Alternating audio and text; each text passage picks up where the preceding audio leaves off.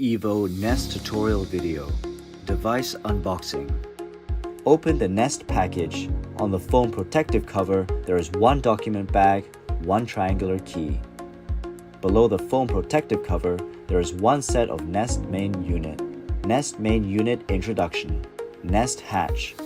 Hatch manual release position. Helipad. Centering rod.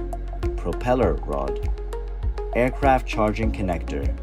Nest indicator light. Nest emergency stop switch. Nest distribution cabinet. Wiring panel. Open the weather monitoring pole package. It contains one T-shaped tube with surveillance camera already installed on it, one L-shaped tube. Inside the T-shaped and L-shaped tubes, there is a set of cables, one anemometer, one rain gauge,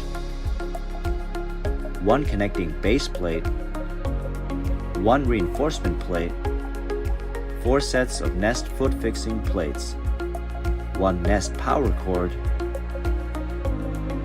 one pack of M12 120 expansion bolts, one pack of M6 16 screws, one pack of M6 55 screws, one pack of M6 12 screws, one set of maintenance tools. This concludes the unboxing video of Evo Nest. Thank you for watching.